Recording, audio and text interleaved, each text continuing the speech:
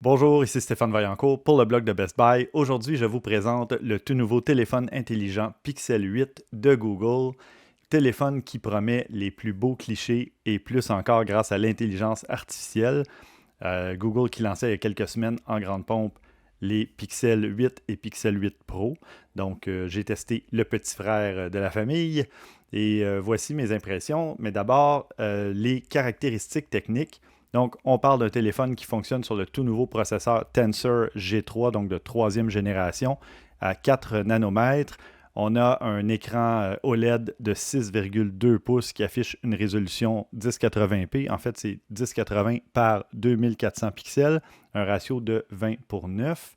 On a un processeur graphique Immortalis G715S, 8 gigaoctets de mémoire vive, 128 ou 256 gigaoctets de stockage selon le modèle que vous procurez.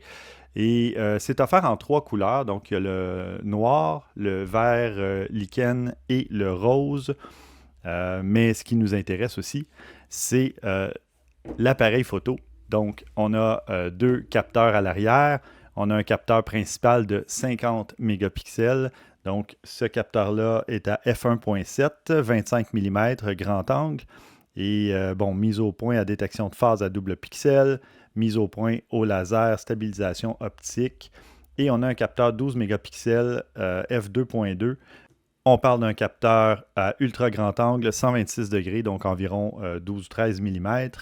Et mise au point automatique, Pixel Shift, Ultra HDR, Panorama.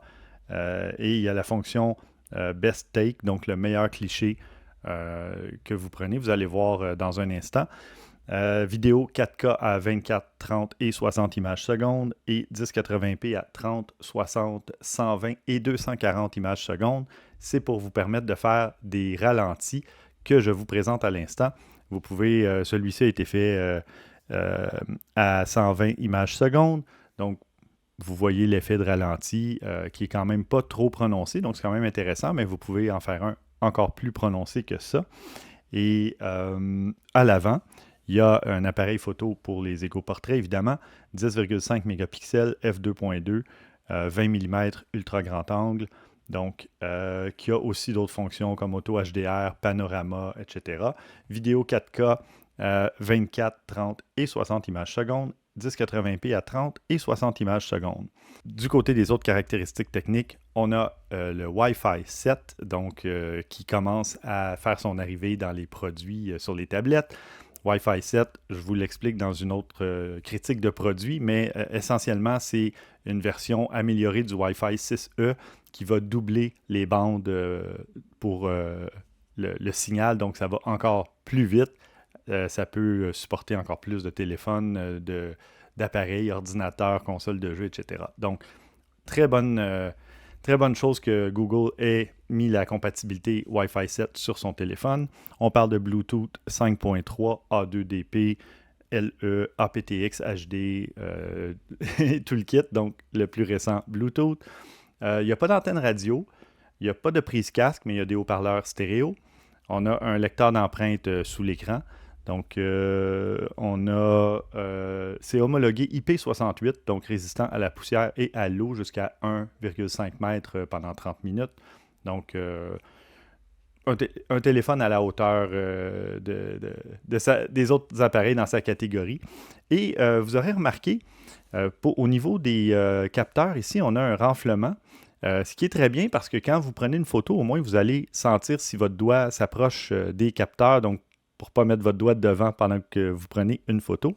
Et la bande est symétrique, donc quand vous le déposez sur une table, ben, ça ne bouge pas, même si vous écrivez, etc. Donc, c'est vraiment une bonne chose de ce côté-là.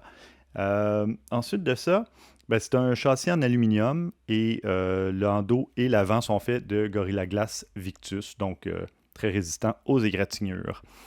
Sinon, ben, moi, j'ai beaucoup aimé la taille. Je le trouve que ça se prend vraiment très bien en main.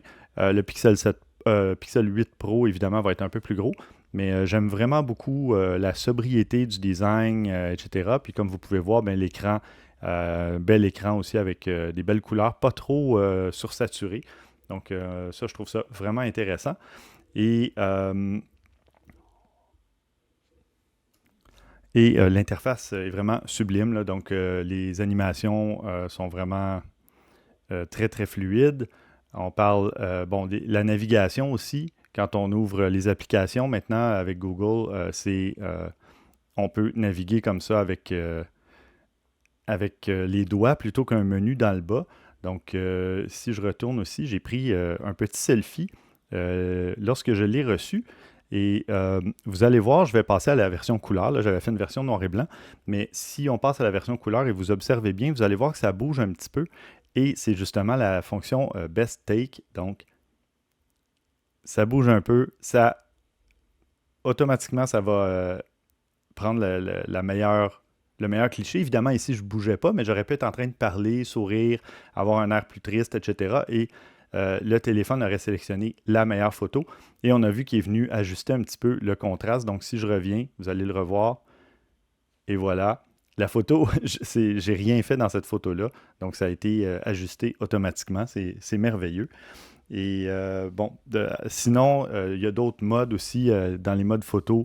Il y a la vision de nuit qui a été améliorée aussi, mode panorama, mode portrait, longue exposition qui est un peu aussi mode nuit, mais où vous allez avoir un peu plus de contrôle. Et parlant des contrôles aussi, justement, si on va dans l'appareil photo, on peut toucher au petite icône ici des paramètres et vous allez voir que vous avez accès à la luminosité que vous pouvez ajuster. Donc, bon, évidemment, je n'ai pas de sujet là, devant devant mon téléphone, mais ça vous donne une idée. Là, les tons sombres aussi, vous pouvez réduire les tons sombres, les augmenter, etc. Et la balance des blancs ou l'équilibrage des blancs, donc pour ajuster selon l'éclairage que vous avez sur votre photo. Vous pourrez aller voir sur le blog de Best Buy. J'ai mis des exemples de 3 photos que j'ai prises justement avec les ajustements un petit peu. Et j'ai une photo que j'avais prise avec le Pixel 7 Pro. Donc, pour vous donner une idée du rendu aussi, de la différence de rendu. Les photos ne sont pas très grandes ni très zoomées, là, mais ça donne quand même une idée au niveau de l'ajustement des couleurs.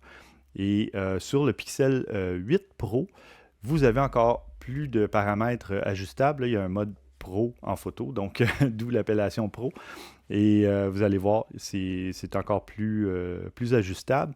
Et sur le 8 Pro, tandis qu'on y est, il y a un zoom 5x.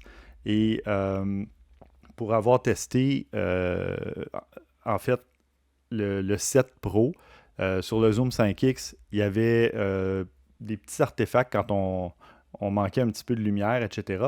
Sur le 8, j'ai pas pu tester le 8 Pro malheureusement.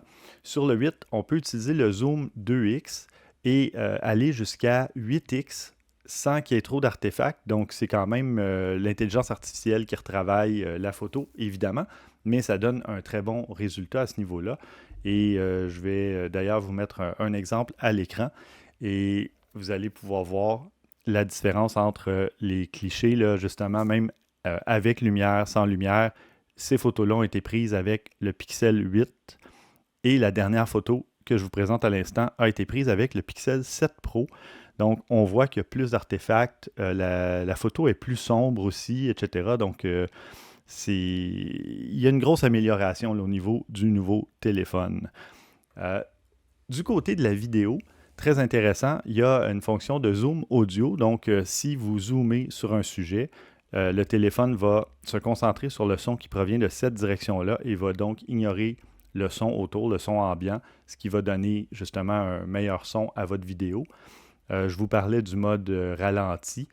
Il y a aussi le mode cinématique que je vous montre à l'instant, où vous pouvez choisir de mettre le focus, la mise au point sur un sujet, donc à l'avant-plan, à l'arrière-plan, et filmer en fonction de ça. Et tant que le sujet reste à l'écran, bien, il va rester au focus, donc la mise au point va être effectuée sur ce sujet-là. Ça donne des beaux effets, justement, effets cinématiques, et ça tourne en 24 images secondes, donc très bon effet pour faire de jolies vidéos. Par contre, si vous zoomez pendant que vous faites une vidéo, le téléphone ne va pas passer automatiquement au mode de zoom 2x et va donc grossir les pixels. Donc, c'est déconseillé de zoomer pendant que vous filmez, sinon la qualité de l'image pourrait se dégrader. Donc, moi, ce que j'ai aimé beaucoup de l'appareil, je vous en ai parlé, c'est vraiment sa conception très sobre, ça se tient, c'est comme si on tenait, disons, une agate, vous savez, les pierres très polies, très douces. Ça se tient bien en main, il y a la petite courbe à l'arrière de l'écran, mais pas à l'avant, donc reste bien en main. Les tranches sont pas trop arrondies. Pour la taille, en tout cas, moi j'adore cette taille-là. J'aime beaucoup mon Pixel 7 Pro de l'année dernière, mais je le trouve encore, même après plusieurs mois, un peu grand, mais pour mes goûts personnels, évidemment, il n'y a pas une très très grosse différence. Là, il est dans un étui en plus. Si j'enlève l'étui, vous allez voir, il y a quand même une différence entre les deux, qui n'est pas énorme, mais dans la main, ça fait, ou dans la poche surtout, c'est là que ça fait une différence. Parce qu'en main, évidemment, ben, on préfère avoir un gros écran. C'est plus intéressant pour regarder des photos, des vidéos, aller sur le web, etc. Mais dans la poche ou dans le sac à main, ou peu importe, c'est préférable. En tout cas, à mon avis, moi, je préfère avoir un téléphone un petit peu plus petit. Donc, ça se transporte mieux. Mais sinon, ben, vous voyez, comme l'année dernière, le même petit renflement ici pour les objectifs, etc. Donc, c'est bravo à Google de ce côté-là. Le design est vraiment épuré et agréable. Ce que j'ai moins aimé, en fait, c'est qu'on peut personnaliser son interface, mais on peut même créer des fonds d'écran avec l'intelligence artificielle. Mais j'ai essayé la fonction et j'obtenais toujours un message d'erreur, donc je n'ai pas pu tester euh, à 100%. Par contre, il y a des thèmes, des thématiques et il y a beaucoup d'arrière-plan, d'images d'arrière-plan que vous pouvez sélectionner. Là, c'est pas ça qui manque, même des types pour afficher l'heure, etc. Ça, il y a vraiment beaucoup de choix, mais la fonction où on peut créer des arrière-plans avec l'intelligence artificielle, de mon côté, ça me donnait un message d'erreur. Donc, c'est dommage, mais comme c'est logiciel, une simple petite mise à jour de la part de Google va probablement régler ce problème-là. Et parlant de mise à jour, Google offre 7 ans de mise à jour de sécurité et de système d'exploitation. C'est plus que Samsung avec 4 ans, c'est plus qu'Apple avec 5 ans. 7 ans, c'est vraiment très long. Je ne connais pas personne qui a gardé son téléphone 7 ans. À part peut-être un enfant qui n'a pas les moyens de s'en payer un, là, mais 7 ans, ça commence à être long. Donc, profiter des mises à jour, mises à niveau de système d'exploitation. Justement, souvent, Google va ajouter des fonctionnalités soit à l'appareil photo ou même au système lui-même. Et bien, vous pourrez en profiter jusqu'en 2030. C'est vraiment bien. Voilà, donc ça fait le tour. Je vous invite à aller lire ma critique complète et voir plus de photos et toutes les caractéristiques techniques du Pixel 8 de Google sur le blog de Best Buy.